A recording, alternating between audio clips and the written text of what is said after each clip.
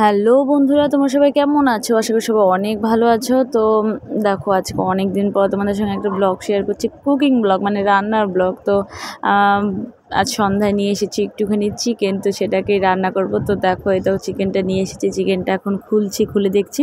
তো চিকেনটা এখন ভালো করে ধুয়ে নিব। চিকেন খেতে ভালোবাসো কমেন্ট বক্সে কিন্তু অবশ্যই জানিয়ে যেও। তো এটাকে এখন আমি ভালো করে ধুয়ে নিব। তো দেখো, আমার প্রায় ধোয়া হয়ে গেছে, খুব ভালো করে আমি ধুয়ে নিয়েছি। তো এটার মধ্যে না আমি এখন একটা লেবু চিল করে সেটাকে এখন আমি মেখে রাখবো। তো চিকেনের মধ্যে লেবুটা মেখে রাখলে নাকি অনেকটাই চিকেনটা ভালো লাগে খেতে। তো এই জন্য আমি আজকে মেখে রাখছি। কোনো সময় এরকম করে রান্না করি না, কিন্তু আজ করছি, তো আশা করি ভালোই লাগবে।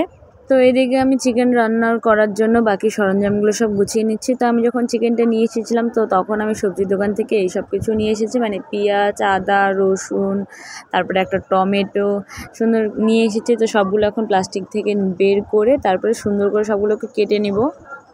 তো তারপরে আমি মশলা বেটে নেব। তো মশলার মধ্যে আমি দেখো প্রথমে নিয়েছি শুকনো লঙ্কা, কাঁচা লঙ্কা আর আদা। আমি এগুলোকে প্রথমে বেটে নেব।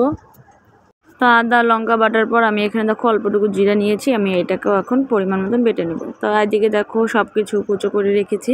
এখানে রয়েছে পেঁয়াজ কুচি, রসুন কুচি, আলু, তারপরে গোটা রসুন, তারপরে পেঁয়াজ কোড়ানো আর টমেটো, এগুলো সব কিছু রেডি করে নিয়েছি। আর এখানে দেখো মশলাটাকেও আমি রেডি করে নিয়েছি, বাটিতে নামিয়ে নিয়েছি।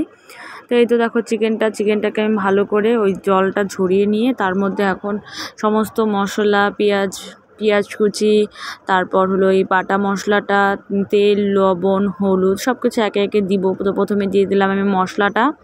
তো প্রথমে দেখো আমি মশলাটা দিয়ে দিয়েছি, তারপরে দিলাম পেঁয়াজ কোড়ানো, তারপরে দিয়েছি টমেটো, তারপরে দিলাম পেঁয়াজ কুচো মানে পেঁয়াজ কোচানো, আর দিয়ে দিলাম গোটা রসুন, এবং এখানে দিয়ে দিব পরিমাণ মতন একটু লঙ্কার গুঁড়ো দিলাম, যেহেতু শুকনো লঙ্কা দিয়েছি তো অল্পই করে দিয়েছি। তো তারপরে দিয়ে দিলাম হলুদ দিলাম। তারপরে এখন দিয়ে দিব আমি লবণটা আমি পরিমাণ মতন দিয়ে দিব। যা দিব আমি পরিমাণ মতো এখানেই সব কিছু দিয়ে দিব। আর দিয়ে দিলাম গোটা কাঁচা লঙ্কা, আমি ভাত দিয়ে খেতে খুবই ভালো লাগে তাই দিয়েছি। আর দিয়েছি সরষার তেল।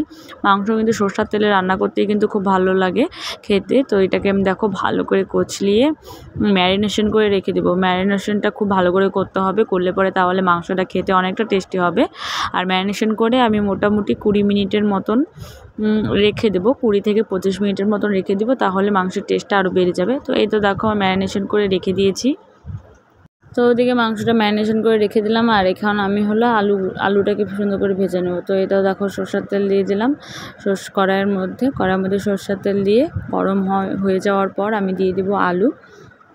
তো আলুটাকে ব্রাউন কালার করে তো সুন্দর করে ভাজতে হবে। তো আমি এখানে আবার দিয়ে দিলাম আলুটা ভাজার জন্য এখানে পরিমাণ মতন লবণ, এবং দিয়ে দিব হলুদ দিয়ে আমি সুন্দর করে আলুটাকে ভাজবো, লাল লাল ব্রাউন করে ভাজবো।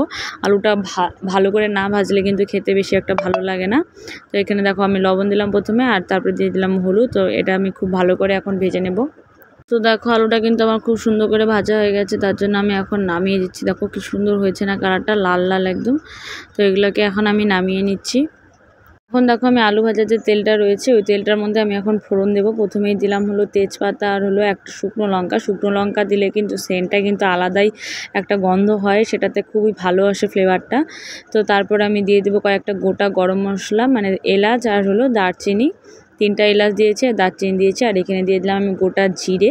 তো এটা আমার দেওয়া হয়ে গেল। তো এখন আমি দিয়ে দেবো কুচো করে রাখা, মানে থেতো করে রাখা রসুনটা দিয়ে তারপর আমি কুচো করে রাখা যে পেঁয়াজগুলো ছিল সেগুলোকে আমি দিয়ে দিচ্ছি। এখন এটাকেও ভালো করে ভাজতে হবে। তো এটার মধ্যে আমি আর লবণ দেবো না, যেহেতু আলুতে আগের থেকে লবণ দেওয়া ছিল, তো ওই লবণটাই রয়ে গেছে তেলের মধ্যে, ওটাই দিয়ে হয়ে যাবে। আর এটার মধ্যে আমি হালকা করে একটু হলুদ দিয়ে দিব, হলুদ দিয়ে এটাকে ভালো করে ভেজে নেব সুন্দর করে।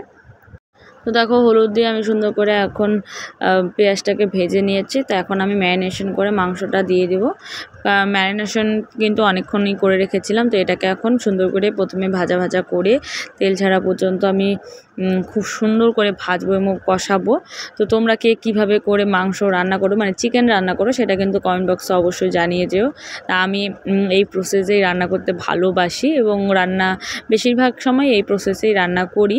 আগে একটু অন্যরকম করে করতাম, আর এখন একটু অন্যরকম করে। তো যাই হোক, আশা করি ভালোই হবে খেতে। আর আমার রান্না করতে খুব ভালো লাগে, তার জন্য আমি নিজেই রান্না করছি। তো কে কে রান্না করতে ভালোবাসো সেটা কমেন্ট বক্সে অবশ্যই জানিও আমার মতন, ঠিক আছে। তো দেখো অনেকটাই কিন্তু তেল ছেড়ে দিয়েছে মাংসটার মধ্যে থেকে। কালারটাও কিন্তু খুবই সুন্দর এসেছে মাংসটার, একদম লাল লাল। তো দেখো আমি এখন এখানে মশলা ধোয়ার একটু জল দিয়ে দিলাম, জল দিয়ে এটা দিয়ে ভালো করে কষাবো। তো কষানো সুন্দর করে কষিয়ে নিয়ে দেখো তেলটাও কিন্তু খুব সুন্দর ছেড়েছে, কষানোটা কিন্তু খুব সুন্দর হয়েছে। তো আর টমেটোটা দেওয়াতে যেন লাল মানে কালারটা আরও খুব সুন্দর এসেছে। তো তোমরা কীরকম করে করো কমেন্টে অবশ্যই জানিও। তো আমার এই রান্নার ভিডিও করতেও ভালো লাগে এবং তোমাদের সঙ্গে শেয়ার করতে ভালো লাগে, তাই করি। তো কীরকম লাগলো তোমরা কিন্তু কমেন্ট বক্সে অবশ্যই জানিও। তো দেখো এক উনানে ভাত আর এক উনানে মাংস, আমি দুটো একবারে রান্না করছি।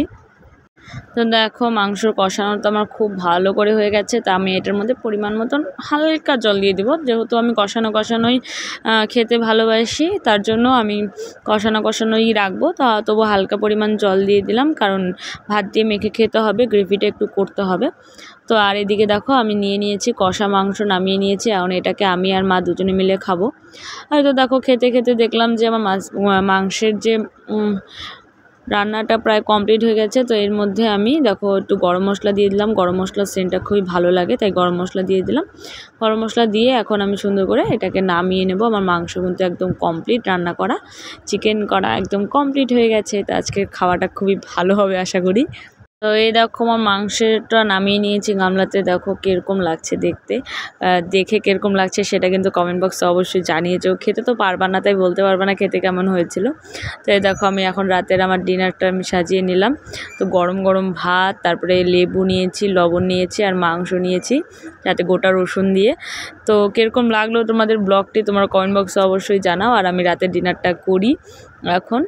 তো অবশ্যই কমেন্ট বক্সে জানিয়ে যাও কীরকম লাগলো। তো ভিডিওটি এ পর্যন্তই রাখলো, টাটা বাই।